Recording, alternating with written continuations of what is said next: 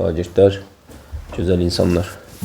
Feilin qrammatik məna növlərində biz iki şey öyrənəcəyik. Bunun biri obyekt, biri subyekt. Obyekt və subyekt nədir? Obyekt üzərində iş görülən. Subyekt isə obyektin üzərində işi görən. Bu nə deməkdir? Yəni, obyekt bizim üzərində çalışdığımız, oxuduğumuz, yazdığımız, nə bilim, dərs keçdiyimiz, sürdüyümüz, yediyimiz, bişirdiyimiz, nə varsa bunlar hamısı üzərində biz iş gördüyümüz hər şey obyekt sayılmış olur. Məsəl üçün nə deyirik? Deyirik ki, Fidan dərsi nədir? Oxudu. Bu oxudu feili. Kim oxudu? Fidan. Nəyi oxudu? Nəyin üstündə iş gördü? Dərsin. Dərsi oxudu. Deməli, Fidan iş görəndirsə olacaq subyekt, dərs isə üzərində görülən, iş görülən məfhumdur, olacaq obyekt. Bu məsələ var. İndi bizim qrammatik məna növlərimiz isə bunlardan bəhs edir. Subyektlə obyektin bir-biri ilə qarşılıqlı münasibətindən. Biz indi buna baxacağıq bərabər. Deməli, bu cür feilin 6 qrammatik məna növü var. 1. Məlum növ. Məlum növ nədir? Burada qrammatik cəhətdən işi görən məlumdur. Və məlum növün heç bir xüsusi şəkilçisi yoxdur. Bunu nəzərinizə çatdım ki, feilin qrammatik məna növ şəkilçiləri leksik şəkilçilərdir. Yadda qalsın. Məlum növdə, məsəl üçün, gün çıxdı. Baxın, xüsusi bir şəkilçisi yoxdur. Nədən istifadə edir? Şəxs sonluqlarından və zaman şəkilçilərindən. Və bayaq dediyimiz kimi, Fidan dərsini oxudu. Oxududa sadəcə zaman şəkilçisi var. Yəni, işi görən qrammatik cəhətdən məlum olur. Bunu ən sonda daha gözəl başa düşəcəksiniz. Həmçinin bir şey yadda saxlamaq lazımdır ki, məlum növ digər növlərdən fərqli olaraq quruluşsa, sadə olan yeganə növdür. Həmçinin məlum növ quruluşsa həm sadə, həm düzəltmə, həm də mürəkkəb ola bilər. Bu yaddan çıxmasın. Deməli, məlum növü bildik. Keçirik ikinci. Məchul növ. Məchul növ sizə hər halda riyaziyyatdan da məlumdur ki, nə deməkdir? Məhsul, bilinməyən. Məhsul növün şəkilçiləri ıl üstü 4 və ın üstü 4 şəkilçiləridir. Həmçinin bəzi sonu saitlə bitən feillərə n şəkildə də artırılır. Yəni, məhsul növdə obyekt var. Obyektin görüldüyü iş öz başına ola bilməz. Mütləq ki, bir subyekti olması lazımdır. Amma subyekt cümlədə iştirak eləmir. Məsəl üçün, baxın, açmaq feilindən nə olacaq? Açıldı. Sözün kökü aç, ıl leksik şəkilçi. Məsəl üçün, deyirəm, qapı açıldı.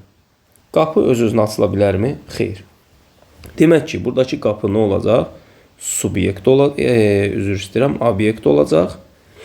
Açıldı da ki, məhsul növ feil olacaq. Və bu cür feillərdə həmişə yadda qalsın.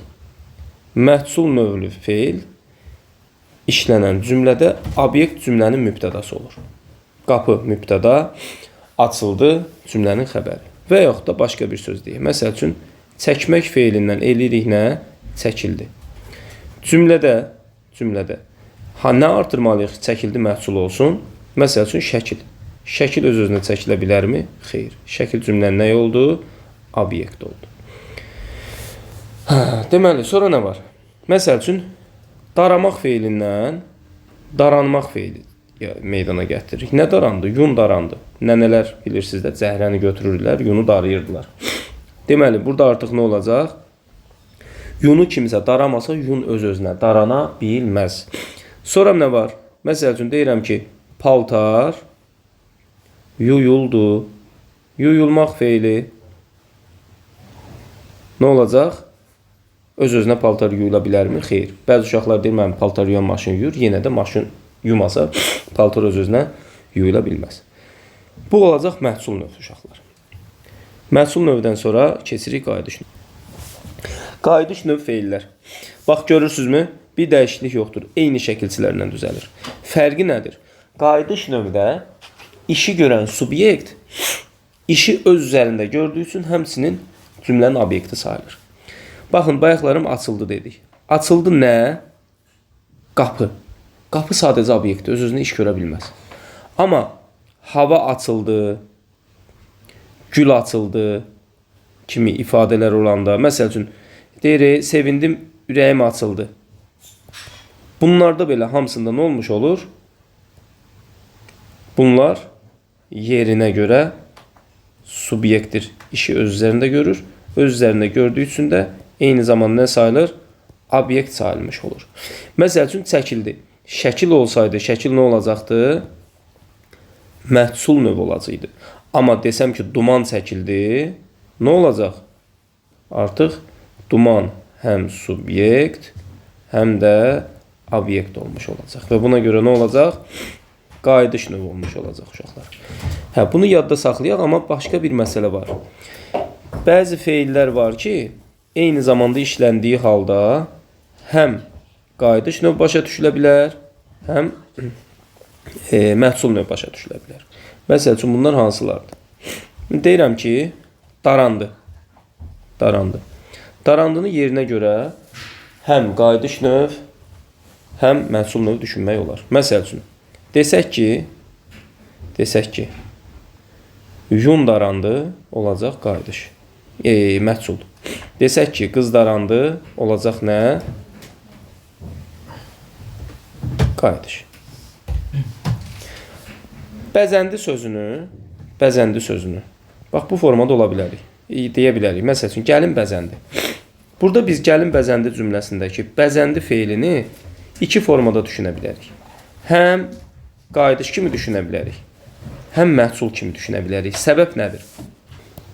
Səbəb odur ki, gəlin güzgün qabağında durub özdə bəzənə bilər. Bu olacaq qayıdış növ. Amma gəlin, məsəl üçün, salonda bəzəndi, bu olacaq məhsul növ. Bildinizmi? Ben məsələn bu məsələyə diqqət eləmək lazımdır.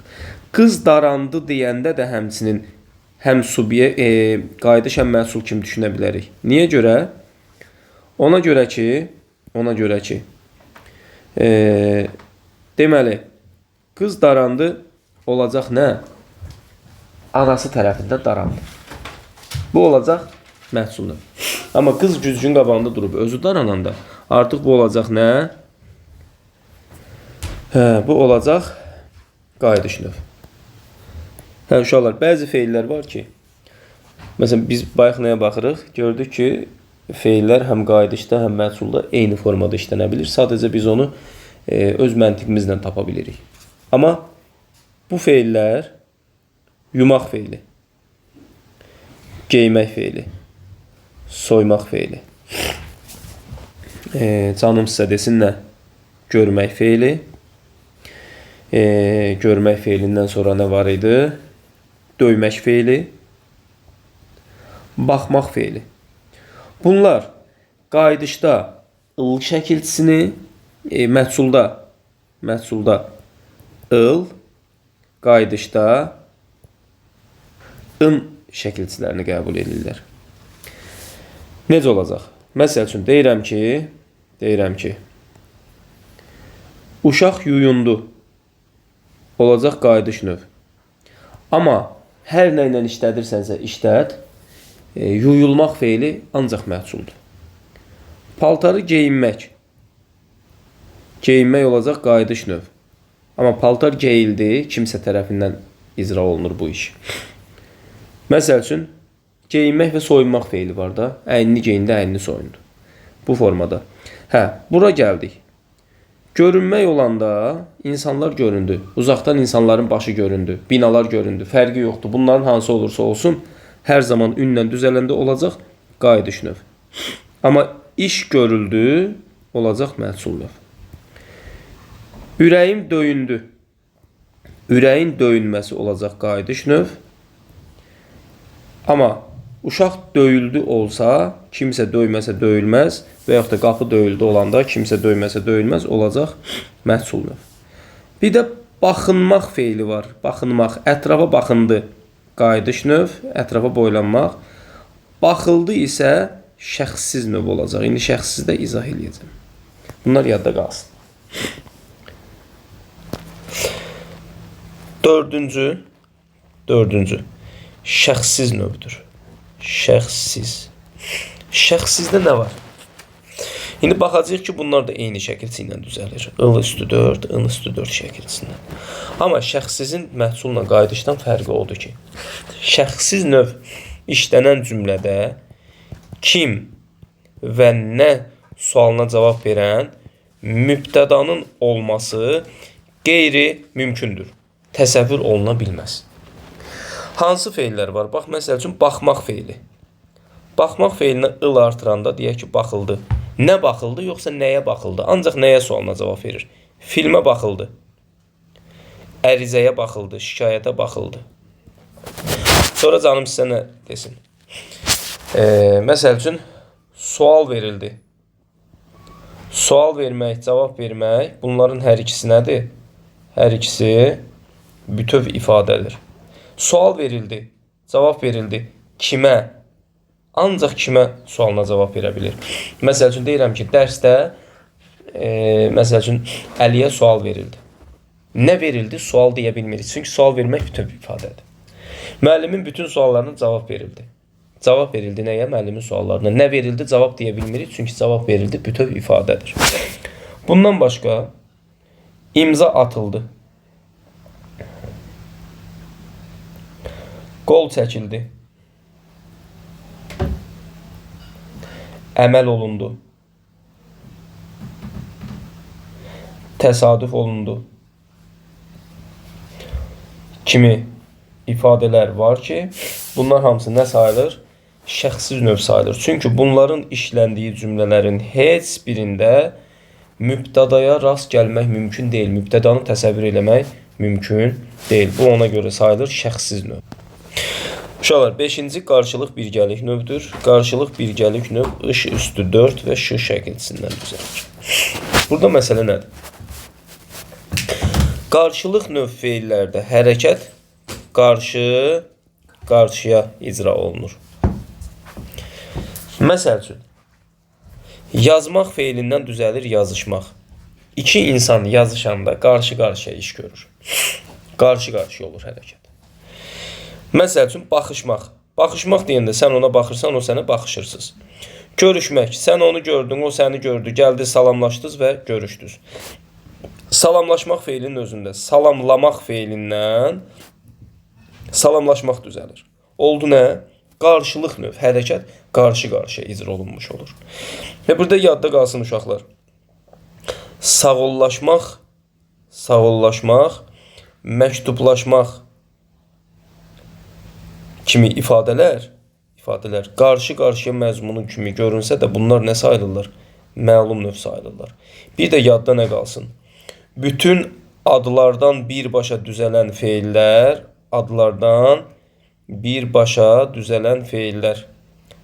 nə sayılır? Məlum növ sayılır. Bunu xüsusi olaraq kafanızın bir tərəfinə qeyd edin.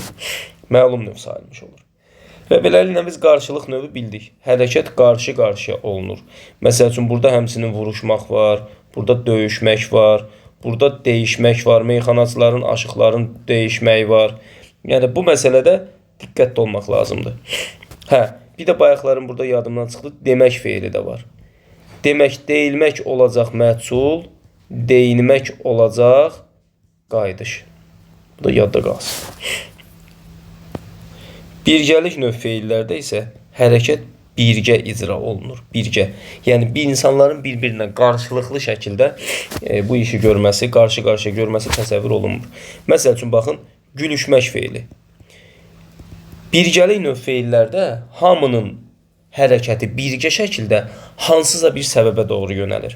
Baxın, məsəl üçün, deyirəm ki, Eşqin müəllim zarafat elədi, uşaqlar gülüşdülər. Uşaqlar çönüb bir-birinə qarşı gülmürlər ki, sən biraz gül, indi sən dayan qoy, mən sənə gülüm, sən güldün, indi mən sənə olmur. Məsəl üçün, ağlaşmaq. Bax, ağlamaq feilindən ağlaşmaq. Düzdür? İnsanlar gedir yas yerinə, görürsünüzmü? Hər kəsin ağlaması üçün bir səbəb lazımdır. Vəfat edən şəxs. Hamı yığılır, onu ağlayanda bərabər ağlaşmış olurlar. Yadda qalmış olsun. Məsəl üçün, mələşmək. Quzuların hamısının mələməsi bir səbəbə yönəlir. Hansı səbəb? Ya acırlar, ya analarının səsi gəlir, başlayırlar, mələşirlər. Və burada çaşdırıcı bir sual verirəm bəzən. Məsələn, deyirəm ki, avtobusdakılar və yaxud da hamı qışqırdı. Hər kəs yerdən qayıdır ki, müəllim, birgəlik növ, hamı qışqırır axı. Xeyr. Sözün kökü qışqırmaqdır zaman hanı birgəliyin şəkilçisi yoxdur. Biz bunu birgəlik eləmək üçün nə edəcəyik? Birgəlik eləmək üçün bunun şəkilçisini yerinə qoyacağıq. Hamı qışqırışdı. Uşaqlar, 6-cı icbar növüdür. İcbar növdə minimum 3 subyekt iştirak edir. İcbar növün fəlsəfəsi nədir? Deməli, icbar növdə işi tapşıran şəxs var. İş tapşırılan şəxs var qarşıdakı. Bir də ekstra üçüncü şəxs var. Atalar sözü var, tülkü tülkün buyurdu, tülkü quyruğun buyurdu. İcbar növ hardasa gəlir ona çıxır. Məsəl üçün, yazmaq feilindən yazdırmaq feili düzəlirik. Deyirəm ki, Günəş məktubu yazdır. Mən qarşımda bir insan var, ona deyirəm. İşi əgər onun özü eləməyib, o da kiməsə tapşırırsa, bu olacaq icbar növ. Yazdırmaq. Məktubu yazdır deyəndə özü mü yazacaq? Xeyr. Başqasına deyəcək. Çünki yazdır demişəm. Məsəl üçün, məktubu oxut. Oxu demədim ki, xeyr. Oxut dedim, onda deməli özü oxumayacaq. Bir nəfər tapıb oxudacaq. İcbar növ. İşi üçüncü şəxs görür. Deyirəm ki, məsəl üçün, Bəşir pəncərəni sildir. Sil desəydim, Bəşir özü siləcəkdi. Amma mən qarşımda Bəşirə dedim, Bəşir eləmədi. Bəşir başqasını axtardı. Oldu, sildir. Və yaxud da məsəl üçün, nə deyə bilərik? Quyu qazdır. Biz quyu qazdırdıq. Biz qazdırırıqsa özümüzə deyilən şeyi özümüz eləmirik, başqasına deyirik. Yəni, hər zaman icbar növü düşünmək üçün belə bir şey eləyəcəksiniz. Bu feili icbardır, yoxsa yox? Düşünün ki, bu feili qarşınızda bir nəfər var. Məsəl üçün, Ömər qarşınızdadır. Ömərə deyirsiniz ki, ay Ömər, get quyunu qazdır. Ömər özü qazacaqsa, bu məlum növ olacaq. Baxmayaraq, t şəkilçisindən, d şəkilçisindən düzəlir. Məsəl üçün, yandırmaq sözündə də yanmaqdan yandırmaq düzəlir. Amma bunu mən deyəndə ki, Ömər işığı yandır, Ömər özü edəcək. Qarşımdakı şəxs özü edəcək. Bu nə olacaq? Məlum. Desəm ki, Ömər uşaqları güldür, Ömər nəsə danışacaq, nə edəcək? Uşaqlar güləcək. Olacaq nə? Məlum. Dərsin yerini uşaqlara bildir. Kim eləyəcək? Özü. Olacaq nə? Məlum. Ömər dərsi anlat. Anladı ki, anladır. Nə olacaq? Məlum. Bax, bunlar diqqətli olmaq lazımdır. İcbar növ deyil, məlum növ sayılmış olur. Məlum növ sayılır. Niyə görə? Çünki işi birbaşa qarşımda tapşırdığım adamın özü görür. Bunun icbar olması üçün nə olacaq? Qarşımdakı adam deyil, onun tapşırdığı adam eləməlidir. Üçüncü şəxs eləməlidir.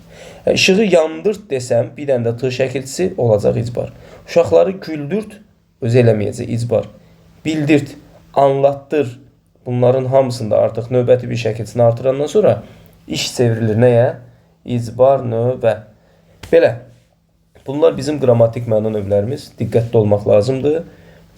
Belə normalda rahat və asan bir dərsdir. Sadəcə məntiqini anladınızsa, bundan rahat bir şəkildə gedə biləcəksiniz.